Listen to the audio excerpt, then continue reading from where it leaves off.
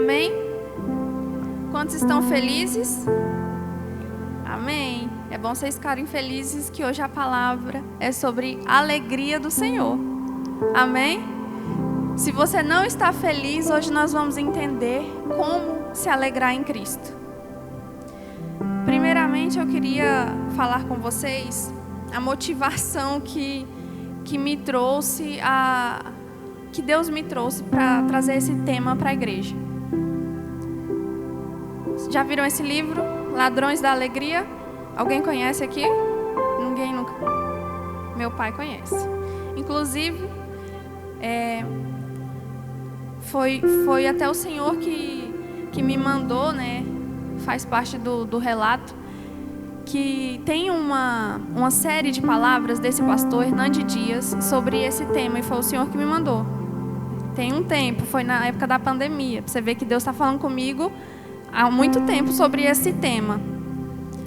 E então ele me mandou os vídeos e eu assisti toda a série. E lá vai relatar, o pastor Hernandes Dias relata sobre os ladrões que roubam a nossa alegria. E aí, depois daquilo, comprei o livro. E tive a oportunidade de ler ele essa semana por completo. Ele é pequeno, gente. Mas o próprio inimigo não permitiu que eu lesse ele todo antes. Para você ver como que o inimigo trabalha, o tanto que ele é pequeno. Vou deixar disponível para vocês pegarem emprestado no final. E hoje, eu quero que vocês entendam. Que nós vamos falar sobre a história de uma mulher que ela encontrou a verdadeira alegria. O tema é esse, a verdadeira alegria. Quantos aqui se lembram da história da mulher samaritana? Amém, glória a Deus. O que aconteceu? Uma mulher foi buscar água onde? No poço, certo? E aí o que acontece? Ela foi buscar a água mais ou menos ao meio-dia, um horário incomum, certo? Analisem isso. Quando ela chegou lá, quem estava lá? Jesus, um judeu. Aí tem um negócio aí. Os judeus com os samaritanos não se davam bem. Vocês lembram dessa parte? Vão guardando as informações, tá? Eles não se davam bem. O que aconteceu? O que Jesus disse para ela? Me dê um pouco de quê? Fala alto. Água. Beleza. E o que ela disse? Como que o Senhor, sendo judeu, me pede água? Por quê? Porque eles tinham uma rixa. Não Jesus. Jesus não tem rixa com ninguém. Os judeus e os samaritanos, certo? Tinha uma rixa. Aí o que Jesus disse para ela? Ju, abre para mim, por favor, aí. João 4, o 10. Nós vamos ler juntos aqui esse começo. Jesus lhe respondeu: se você conhecesse o dom de Deus e quem está pedindo água, você lhe teria pedido e ele lhe teria dado água viva. Espera aí. Como assim? Ela deve ter ficado confusa. Porque primeiro ele chega pedindo o quê? Água. E depois ele fala: se você tivesse me pedido, eu que tinha te dado a água. Aí ela: mas como? Se o Senhor não tem balde, o Senhor vai tirar essa água de que jeito? O Senhor é maior do que Jacó? O pai Jacó, que é o dono do poço? O que acontece aqui? Preste atenção. No verso 13, por favor. Quem beber dessa água terá sede outra vez, mas quem beber da água que eu lhe der nunca mais terá sede. Ao contrário, a água que eu lhe der tornará nele uma fonte de água a jorrar para a vida eterna. A mulher disse: Senhor, me dê dessa água para que eu não tenha que voltar aqui nesse poço, para que eu nunca mais tenha sede. Ela não entendeu ainda, certo? Ela está achando o quê? Que ela nunca mais vai precisar beber água. Não é isso. Ela ainda não conhece o Messias. Ela não sabe com quem que ela está falando até o presente momento. O que o Senhor disse? Vai lá e chama seu marido. E ela: eu não tenho marido. E ele disse: verdade, você disse a verdade. Você já teve 5 maridos e o que você está agora não é o seu. E aí ela disse: vejo que você é o quê? Profeta. A partir daí, o Senhor se revela para ela. Se revela como Messias. E o Senhor quase nunca faz isso na Bíblia, se revelar tão abertamente para uma pessoa. O que acontece aqui? O que ela foi buscar no poço? Né? Uma água física, tá bom. Ela foi buscar água. Quando o Senhor se revela para ela, ela larga o cântaro, que é o balde, né? Vamos dizer. Larga o cântaro e sai correndo e foi o quê? Pregar o evangelho. Ela foi buscar água, mas ela não recebeu uma água física. Ela foi preenchida pela fonte de água viva. Esse é o ponto, tá? Agora, eu quero que vocês entendam aqui. Lá no poço, existia 2 tipos de água. Uma água física. O que é água física? É uma água... Não estou falando que a gente não precisa de água para sobreviver, né? É óbvio que a gente precisa. Mas eu quero que você analise o copo aqui com água como água física e a Bíblia como uma água espiritual, que é Jesus Cristo. Essa água física é o seguinte: eu só vou ser feliz se eu tiver um carro. Aí quando você tem um carro, você quer outro carro. Eu só vou ser feliz quando eu me casar. Quando você casa, você percebe que não te satisfaz. Eu só vou ser feliz quando eu tiver um filho. Quando você tem um filho, você percebe que ele não preenche. Você gera uma expectativa que não era para ser ali. Eu só vou ser feliz se eu tiver tal emprego. Você consegue, mas lá você é aborrecido, você fica entristecido. Entende? Esse é o ponto. A água, que ela é física... Deixa eu tirar essa jarra daqui, senão ninguém vai entender. A água que é física, ela é uma água circunstancial. Você depende de alguém, de pessoas, de coisas, de bens materiais para ser alegre. E a água, que ela é espiritual, ela vem de Deus. Perceba que Deus fala assim: quem tomar da água que eu lhe der, gerará nele uma fonte. Fonte não seca, fonte é inesgotável. Jesus. Agora, o poço, ele seca. Ela pega, então, fazendo uma correlação, nós, às vezes, depositamos a nossa alegria em coisas, em bens, em pessoas. E quando aquilo acaba, que é perecível, o ser humano é perecível. Quando isso acaba, as coisas, os sentimentos, alguma coisa, acaba a alegria, se esgota. Mas em Jesus não. Porque quando nós morremos, aí que começa a vida. Entende isso? Vamos lá. Agora, nós vamos entrar na parte, para vocês entenderem, eu vou explicar resumidamente 4 pontos do livro. O livro ele vai falar sobre 4 ladrões que roubam a nossa alegria. As circunstâncias, as pessoas, os bens materiais e a ansiedade.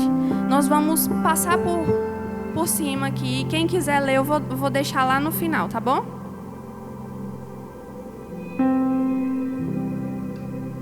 Mas bebam água, tá? É bom? Circunstâncias.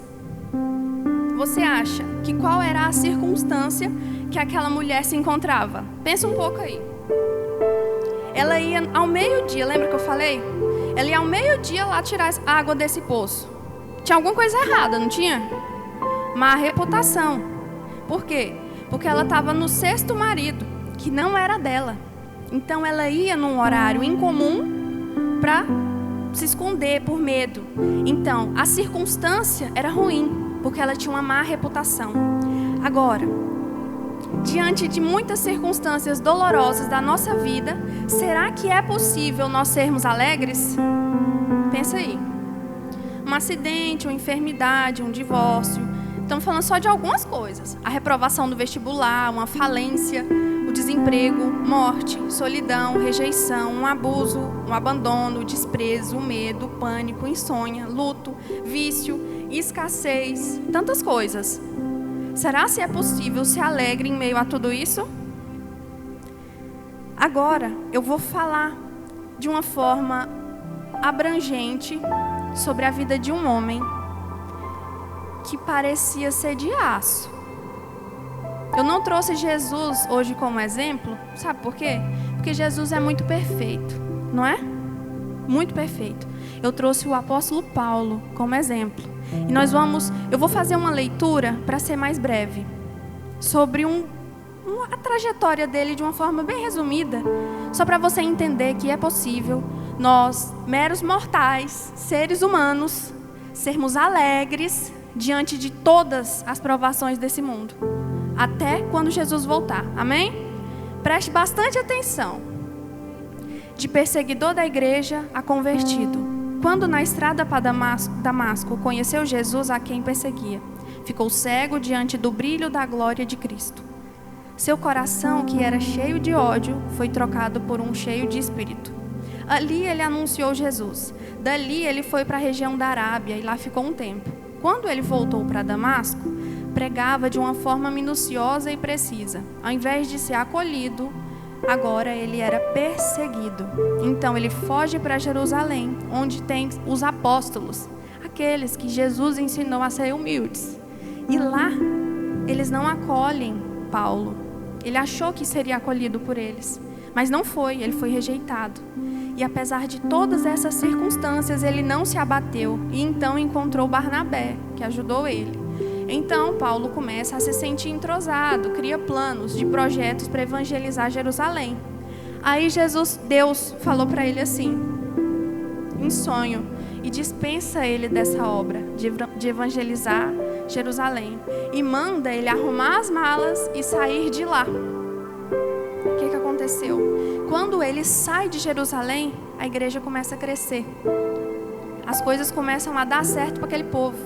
Imagina o que Paulo sentiu, que ele era um peso, que ele era uma escória para aquele povo. Eu imagino que ele sentiu isso. E aí essas coisas feriram o orgulho dele, talvez, nesse princípio. Mas Deus estava tratando com ele, mostrando que tudo depende do céu e não da terra. Deus deixou Paulo mais ou menos 10 anos em Tarso, de molho, longe de holofotes.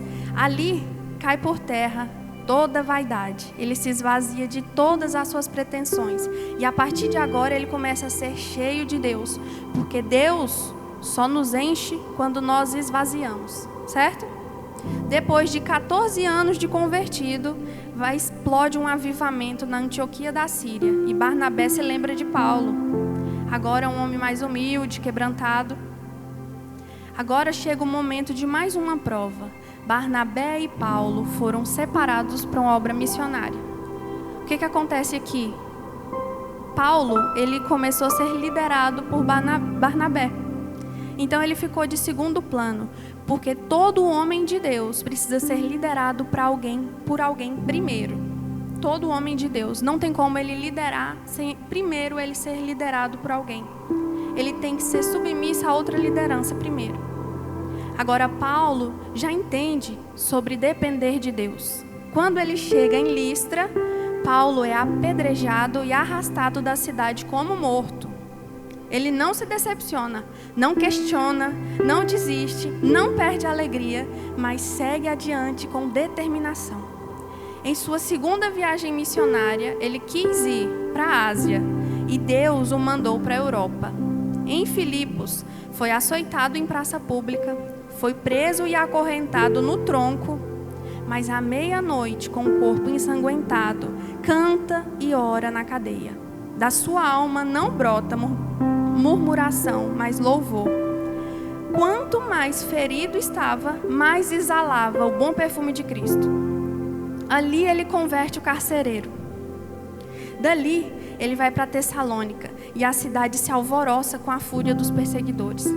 Ele parte para Bereia e enfrenta grande oposição. Em Atenas ele é chamado de tagarela. Em Corinto o acusam de impostor.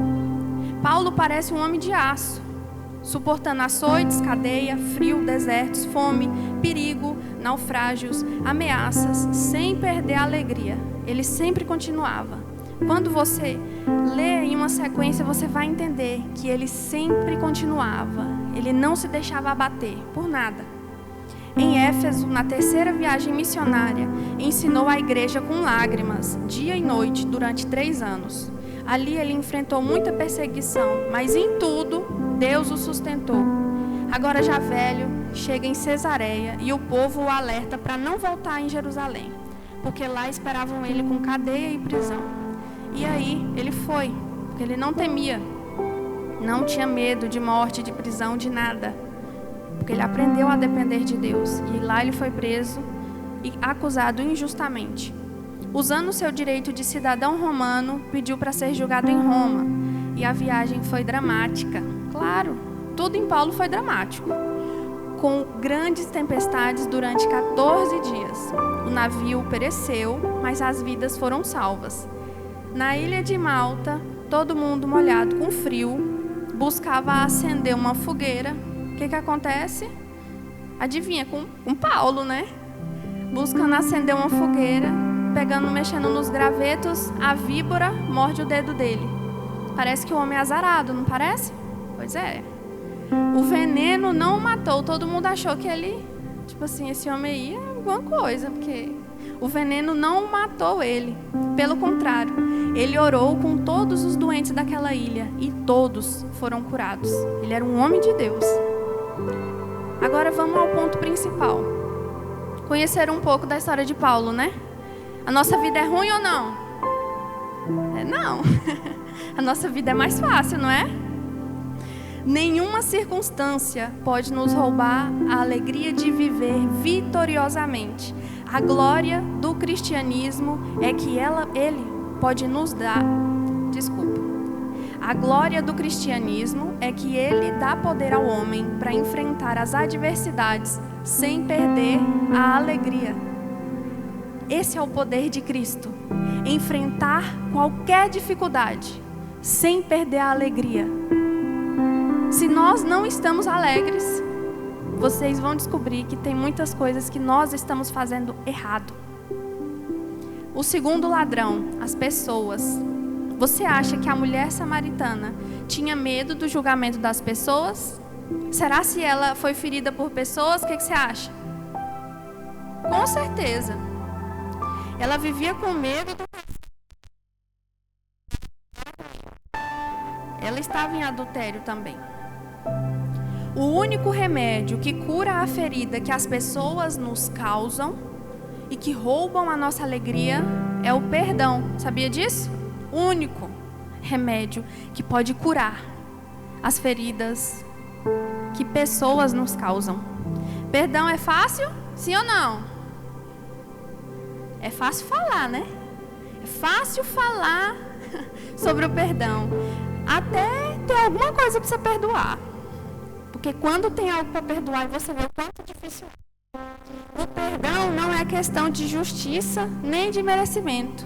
Perdão é obra da graça de Deus em nós. Perdoar é parar de culpar alguém por uma ofensa cometida contra nós. Perdoar é deixar a pessoa ir em liberdade e ficar livre. Perdoar é saber que só Deus pode julgar corretamente. É desistir de ser juiz. É colocar o ofensor nas mãos de Deus. E não se deixar vencer pelo mal, mas vencer o mal com o bem. Uns pensam que perdão é ficar em silêncio e outros pensam que perdão é dar tempo ao tempo. Só que não é assim. Nem sempre. Às vezes precisamos ficar em silêncio. Às vezes nós precisamos confrontar. Entende isso? Não estou falando de confronto agressivo. Estou falando de confrontar aquela situação. Aquela pessoa que está envolvida aí com você, que você precisa, você sabe que precisa conversar com ela, abrir a ferida. Não tem como eu curar uma ferida que eu não abro ela. Vamos pensar numa ferida normal. Tem como você, vamos supor, machuquei meu braço, ele está todo bagaçado, cheio, já está dando bicho. Eu posso só tampar com band-aid, com curativo? Não dá, né? Mesma coisa. Eu tenho que limpar, que abrir. Esse é o confronto.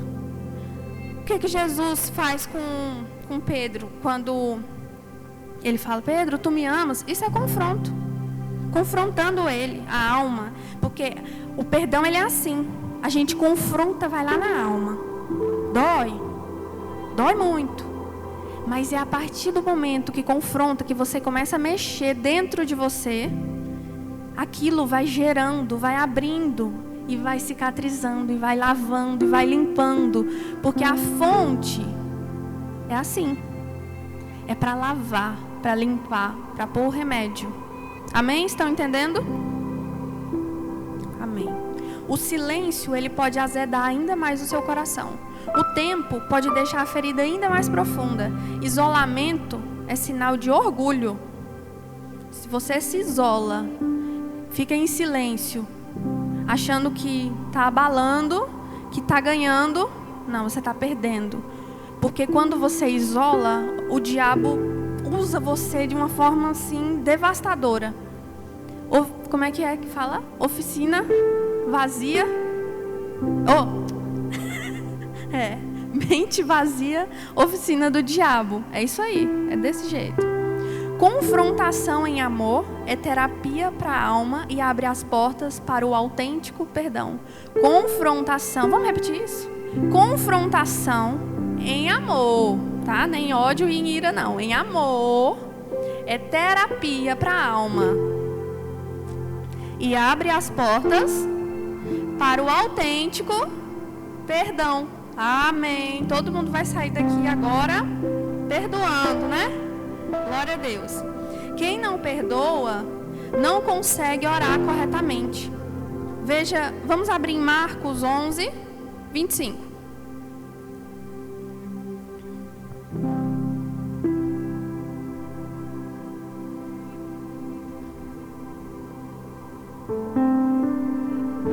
Quando estiverem orando, se tiverem alguma coisa contra alguém, perdoem-no, para que também o Pai Celestial perdoe as transgressões de vocês. Viu? Se a gente não perdoa, a gente não consegue nem orar corretamente. E o pior, Deus não perdoa a gente. Ou qualquer outra coisa contra alguém, a gente não ora, não pode orar, não pode cultuar a Deus, não pode receber o perdão de Deus, a gente não pode ceiar, a gente não pode dizimar. Porque tudo isso influencia. Deus não quer que a gente tenha esse coração amargurado, rixoso, não. Ele quer que nós tenhamos um coração contrito. E tudo em Cristo se baseia em humildade. Tudo. Se você não consegue dar o braço a torcer, Deus não pode te perdoar. Não pode me perdoar. Segundo ponto, quem não perdoa não consegue cultuar a Deus. Você lembra de Caim e Abel? Lembra da história deles? O Senhor não aceitou o sacrifício de Caim, porque tinha ira no seu coração. Ira. Deus não aceitou um sacrifício. E aí eu te afirmo hoje que é melhor você obedecer a Deus do que você fazer sacrifícios, promessas que você não consegue cumprir. Não prometa se você não consegue cumprir. Não prometa. Obedeça, escolha obedecer os mandamentos e a Cristo. A fonte está aqui. Livre acesso para todos. Até então, porque pode se esgotar isso. Mateus 5, 23, 24.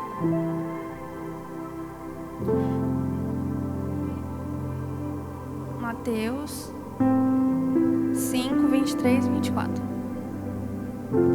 Portanto, se vocês estiverem apresentando a sua oferta diante do altar e ali se lembrar de que o seu irmão tem algo contra você, deixe a sua oferta ali, diante do altar. Vá primeiro reconciliar-se com o seu irmão e depois volte e apresente a sua oferta. Estão entendendo? Nós não podemos receber o perdão se não perdoarmos. Olha o que diz lá no Pai Nosso. Nós oramos isso, né? Todo dia. É o certo. Oramos isso todo dia. O que lá fala? Perdoe as nossas dívidas, assim como nós o quê? Perdoamos a quem nos tem ofendido. Será que nós estamos perdoando mesmo? Tem que pensar bem sobre isso. A confissão é fonte de cura. Tiago 5,16. Esse é muito importante.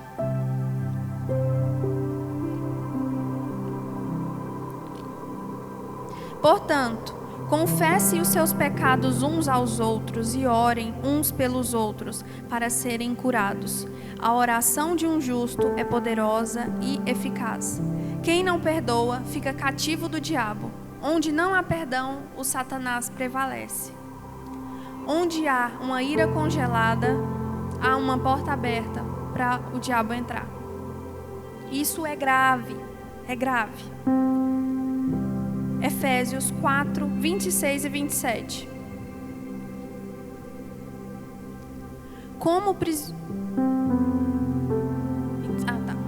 Quando ficarem irados, não pequem.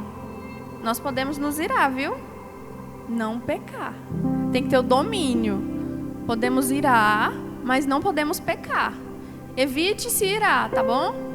Quando ficarem irados, não pequem. Não permitam que o sol se ponha enquanto durar a ira de vocês. Tente se livrar disso. Tente perdoar a pessoa que está te magoando, que está te ferindo. Porque senão a sua vida com Deus vai por água abaixo. Sabe por quê? Agora vamos falar de um ponto importante. Será por quê que a gente se ira tanto? O diabo, ele sabe que a ira, que a falta de perdão, né, é um ladrão. Isso é um ladrão que rouba o quê? A alegria. Se a gente perde a alegria de viver, a gente quer adorar a Deus ou não? Não. O que a primeira coisa que a gente faz? Isolar. Não é o que a gente falou? Mas isolamento é sinal de orgulho. Orgulho provém de Deus? Não. Então repare que tudo que eu estou falando são ladrões. Eles querem, o inimigo, ele quer nos prender dentro de uma gaiola. É isso que ele é como se e nos atormentar. São ladrões, ladrões que nos roubam, nos saqueiam a alegria e tudo da nossa vida. Porque o inimigo, ele vem para quê? Para roubar, matar e destruir. Então é isso que ele tenta fazer com a gente todos os momentos. Como que nós vamos sofrer essas afrontas? Como sofrer afrontas sem encher o nosso coração de amargura? Agora sim, nós vamos aprender com o exemplo de Jesus. Amém? Nós devemos fazer, sabe o quê? Ter o mesmo sentimento que houve em Cristo Jesus. Sabe que sentimento é esse? Ele se humilhou. Esse foi o sentimento. Isso que nós devemos fazer, se humilhar. Ele, sendo rico, se fez pobre. Sendo Deus, se fez homem. Sendo Espírito, se fez carne. Sendo Senhor, se fez servo. Sendo bendito, se fez maldição em nosso lugar. Sendo puro, se fez pecado por nós.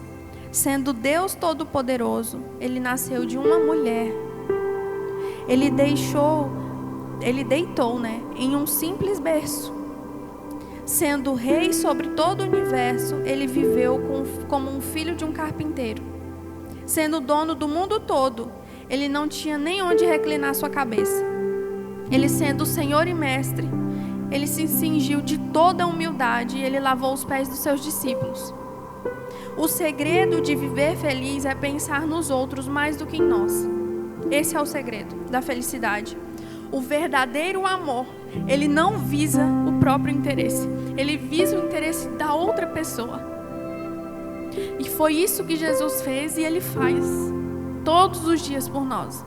Tudo que Jesus fez, tudo que Deus faz, é visando o nosso bem-estar e não dele.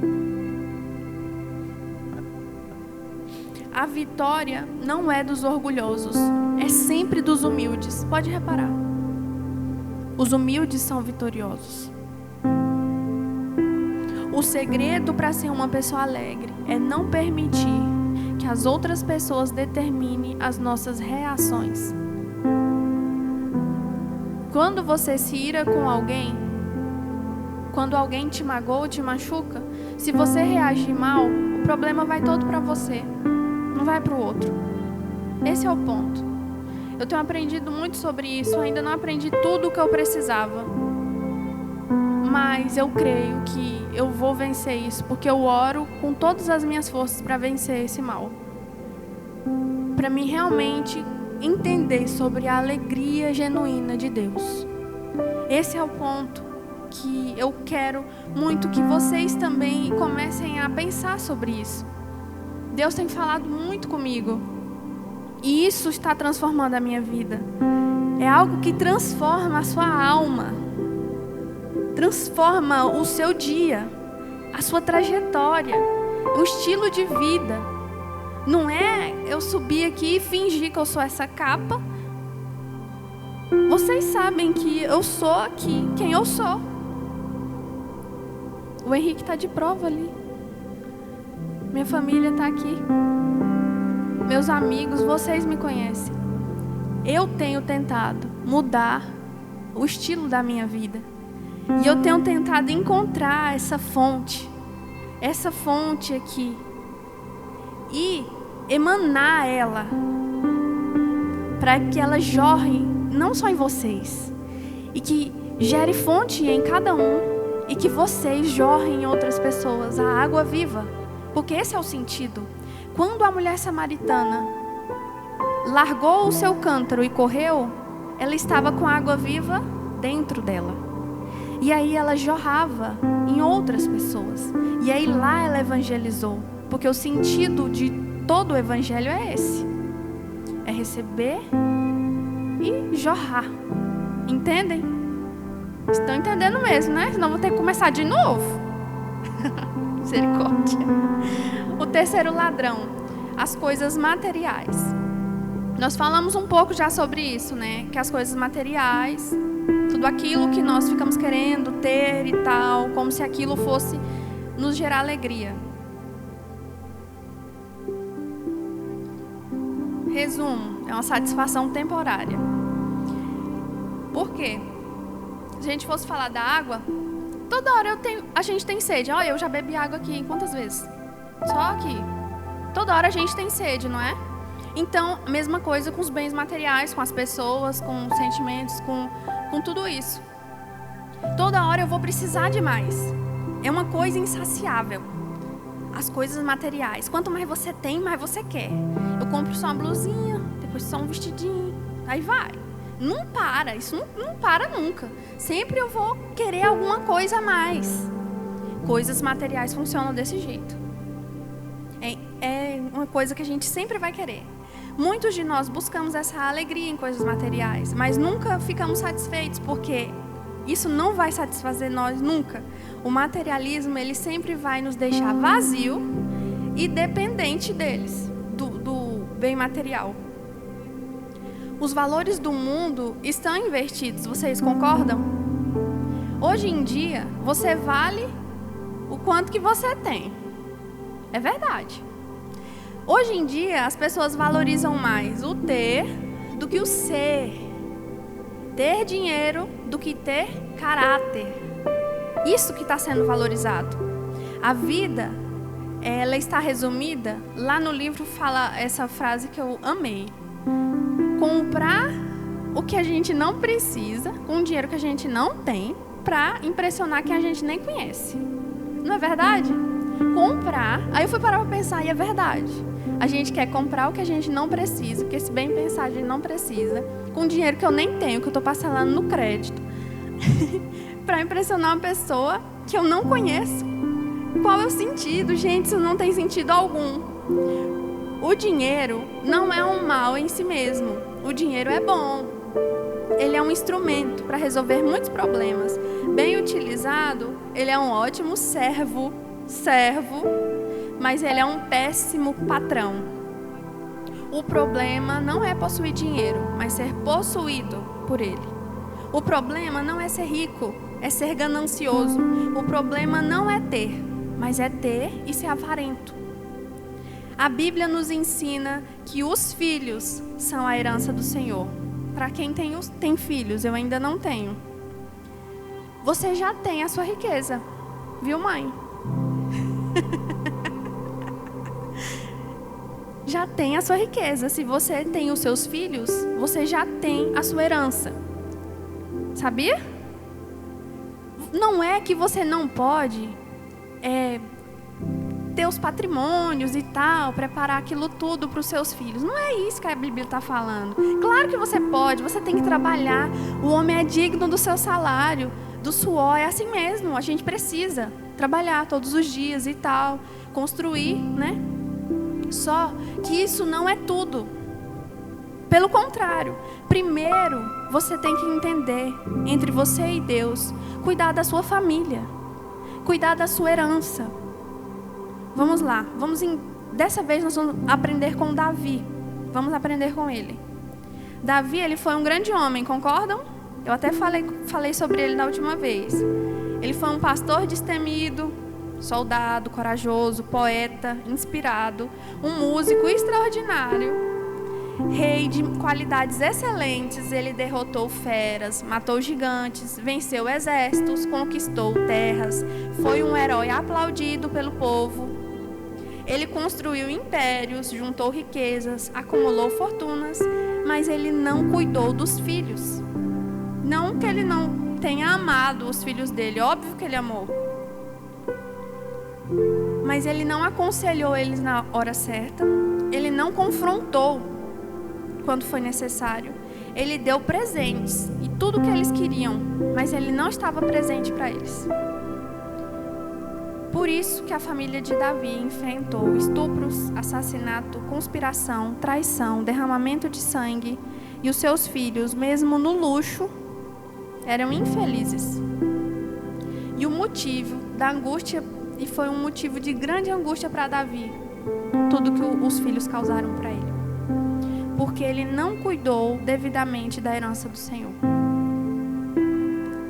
Você sabe que o homem...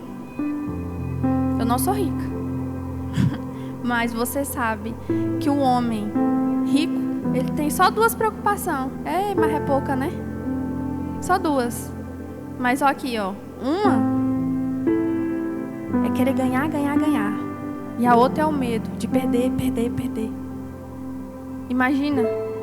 Pensa bem, se você tivesse 1 milhão hoje na tua conta, Manu. Já pensou? Consigo nem pensar. Imagina, se você tivesse aí muito dinheiro na tua conta, você não ia dormir. Eu te afirmo, você não ia dormir, você ia ficar com medo de alguém roubar. Você acha que uma pessoa muito rica, coitada, era um pobre e ficou rico, você acha que essa pessoa vai dormir? Não vai não, gente, perdeu a paz. Antes, ele era tão pobrinho que ele tinha sossego. Porque não tinha nada a perder, podia dormir em paz. Não é que a gente tem que ser pobre, vocês estão entendendo? Não é isso. Deus tem pra gente prosperidade, mas é prosperidade em tudo. Tudo. É os seus celeiros ficarem cheios. É você ser radiante, alegre. Tudo que você triscar e bem. Tudo que você for fazer, tudo que você planejar, Deus vai lá e te ajuda. Tudo que você bota a mão, onde você pisa o pé, o Senhor está contigo. Isso é prosperidade em Cristo Jesus. Amém? A alegria verdadeira é saber que quando temos Jesus, temos as riquezas. Nós nascemos de cima e devemos cuidar em ajuntar os tesouros celestiais, porque nós não somos daqui. Entende isso? Agora, para finalizar, nós vamos falar sobre um ponto importantíssimo, a ansiedade, que é o último ponto desse livro e é o maior capítulo, porque é a doença do século, a ansiedade. Você acha que essa mulher estava ansiosa? A samaritana. O que você acha? Com certeza, né? Ansiedade é uma mistura de apreensão, mal-estar, tédio, angústia, preocupação, medo, tudo junto. Bate tudo no liquidificador e fica dentro da gente. O histórico dela, de vários maridos, tudo, imagina, tava aquele turbilhão. Ela vivia, com certeza, eu afirmo,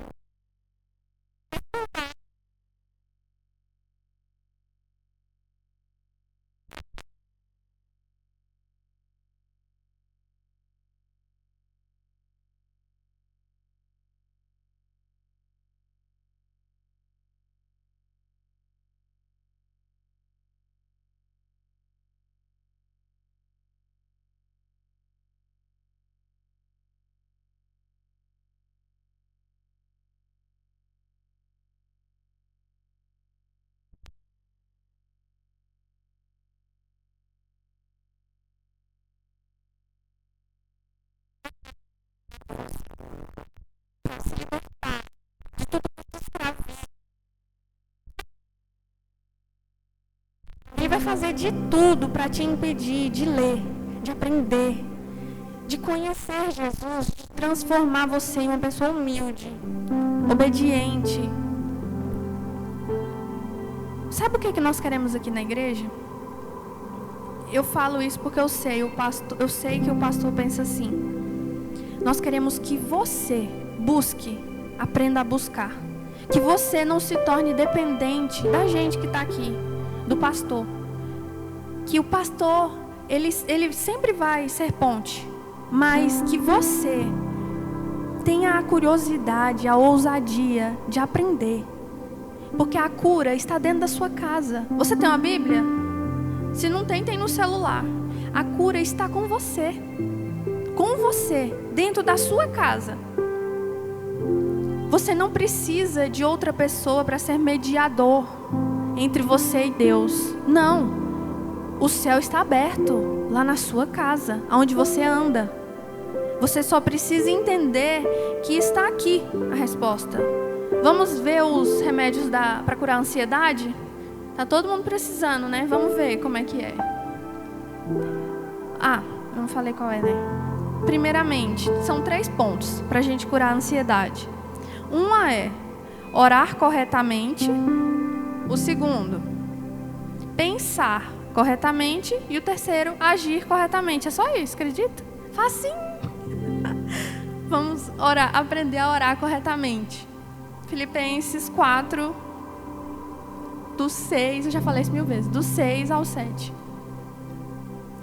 Não andem ansiosos por coisa alguma, mas em tudo, por meio da oração e da súplica, com ação de graças, apresentem os seus pedidos a Deus. Então, a paz de Deus, que excede todo entendimento, guardará o coração e os pensamentos de vocês em Cristo Jesus. Amém? Nós precisamos fazer uma oração que é assim. Uma oração, a nossa oração, a oração correta, ela tem que ter 3 pontos. Ela precisa ser uma oração de adoração, uma oração de petição e uma oração de gratidão. Amém? Quando você e eu formos orar, nós precisamos primeiro render graças a Deus. Senhor, eu te adoro. Até anotei um exemplo. Porque tu és autoexistente, todo-poderoso, está em todos os lugares, conhece todas as coisas, és imutável, fiel, imenso, infinito, santo, justo, bondoso, misericordioso, tardio em irar-se, grande em misericórdia. Por quê? Quando a gente ora, adorando a Deus, rendendo graça a quem Ele é, gente, façam isso. Tá? Não vou ficar nas minhas palavras não, vocês vão testar lá na casa de vocês. Primeiro, quando forem orar, rendam graças a Deus. Você vai sentir dentro de você, é inexplicável, né? Vocês têm que viver, mas você vai sentir na grandeza. É uma atmosfera da grandeza de Deus. Você começa a imaginar o quanto Deus é grande, que Ele está em todos os lugares. Está com todo mundo ao mesmo tempo. Que Deus nos vê e nós somos desse tamaninho, como micro-organismos. Que tudo depende dEle. Quando a gente começa a adorar a Deus por quem Ele é e não para pedir, aí nós começamos a sentir aquele poder e aquele revestimento. E aí a gente começa a crer que qualquer coisa é possível. Por causa da grandeza de Deus. E a segunda coisa é a petição. Pedir com súplica a Deus. Deus, Ele é muito bom. Você acha que se você pedir pão para Ele, Ele vai te dar uma pedra? Não. Se Ele te pedir, se nós pedirmos qualquer coisa para Ele, Ele não vai nos dar? Ele vai, porque Ele cuida bem de tudo. O único problema está em nós, porque nós só pedimos aquilo, coisas para, como se diz, para o nosso próprio orgulho, para suprir o prazer da nossa própria carne, essas coisas não vão acontecer. Esse tipo de pedido que é para vanglória, isso não acontece. Por isso que às vezes a gente pede e não recebe. Porque a gente pede mal, porque a gente pede errado. Até para isso a gente tem que pedir: Senhor, me ajuda a conversar com o Senhor, porque eu não tenho a sabedoria. Eu não sei o que me faz bem. Tudo isso vem de Deus, é dom de Deus. Saber pedir. Pedi e vos será concedido, buscai e encontrarei, batei e a porta vos será aberta. Pois todo aquele que pede, recebe, quem busca, encontra. Aquele que bate, se lhe abrirá. Tiago 4, 2, 3, não precisa abrir esse não. Cobiçais e nada tendes, matais e invejais, porque não conseguis obter o que desejais. Viveis a brigar e a promover contendas, todavia nada conquistais, porque não pedis. E quando pedis, não recebeis, porque pedis com a motivação errada, simplesmente para esbanjardes em vossos prazeres. A quarta ação de graças, precisamos ser gratos. Temos a mania, uma mania infeliz, porque não é feliz mesmo. Uma mania que não é feliz, infeliz, de acordarmos e não conseguir ser gratos. Conseguimos ver só a escuridão quando o dia está acabando, mas não conseguimos olhar para o céu e ver a aurora do dia, quando Deus forma, quando Deus faz aquele sol lindo, aquele céu perfeito. Não conseguimos acordar e desfrutar do que é bom, só do que é ruim. Então nós precisamos firmar os nossos olhos para o lado bom das coisas, porque a vida já é muito difícil. Se você não começar a pensar diferente, a agradecer mais, você está orando de forma errada. Para orarmos certo, então, adorar a Deus, pedir a Deus com sinceridade e agradecer a Deus. Pensar de forma correta. Vamos continuar em Filipenses. É o 8. 4:8. Isso.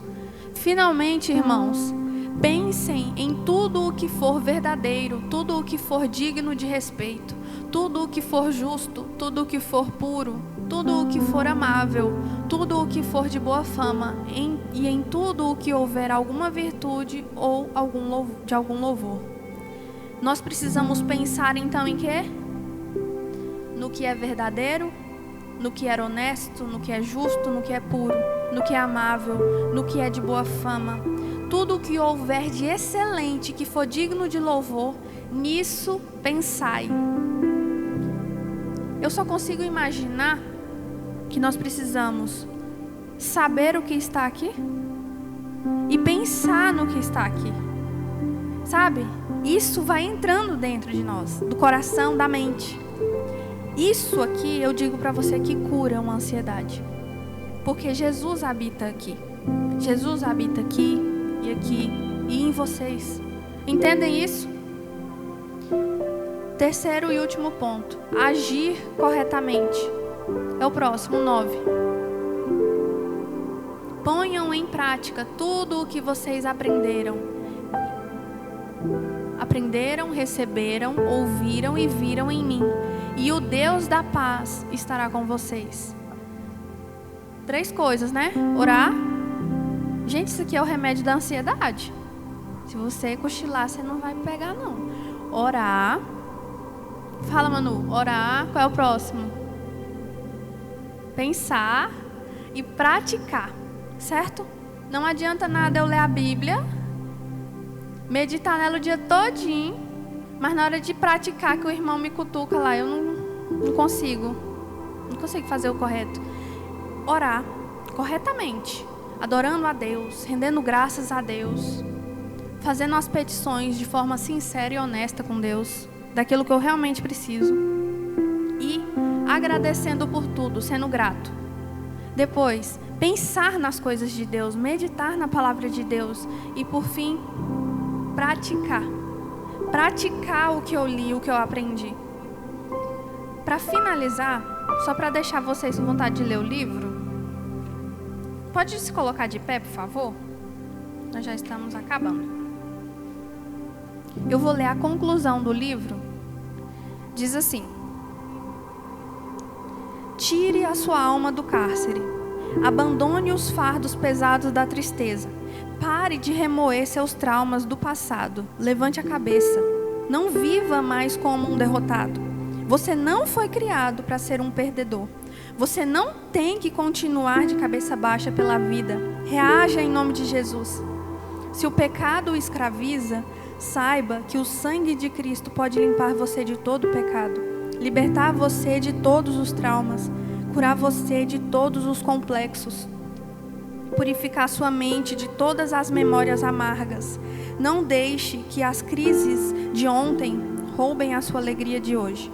Não permita que as lutas do presente toldem a esperança do seu amanhã. Creia em Deus. Ele está no trono. Ele está no controle de todas as coisas. Todas as coisas cooperam para o bem daqueles que amam a Deus. Amanhã vai ser melhor. Você não caminha para um ocaso triste, mas para um amanhecer glorioso. Se você crê em Cristo como seu Salvador e Senhor, o fim da estrada é a glória e não o caos.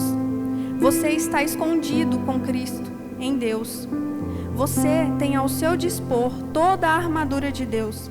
A suprema grandeza do poder de Deus lhe pertence. Você é herdeiro de Deus. Tudo o que o Pai tem lhe pertence. Você é cidadão do céu. Você está assentado com Cristo nas regiões celestes, acima de todo principado e potestade. Ainda que o inferno inteiro se levante contra você, não poderá arrancá-lo das mãos de Jesus. Seu nome está escrito no livro da vida. Você está selado com o Espírito Santo. Você é propriedade particular de Deus. Você é a menina dos olhos de Deus. Você é a herança de Deus. Você tem todos os motivos para ser uma pessoa feliz, alegre e vitoriosa. Não deixe que os ladrões da alegria roubem esse bem precioso que você tem em Cristo. Prenda os ladrões. Viva em liberdade. Viva na liberdade dos filhos de Deus, desfrutando agora e sempre dessa alegria indizível e cheia de glória. Amém? Isso é o que Deus tem para nós. Coisas grandes e extraordinárias. Dá para ler em um dia, viu, gente? Se pegar um final de semana aí, dá para ler. Ou durante a semana dividir. São só 4 partes principais e a conclusão. Quem quiser pode falar comigo no fim. Eu espero que o Senhor tenha falado com você. Porque Deus tem falado comigo há muito tempo em relação a isso. Eu vou pedir para o pastor fazer uma oração. E aí nós vamos louvar mais um cântico.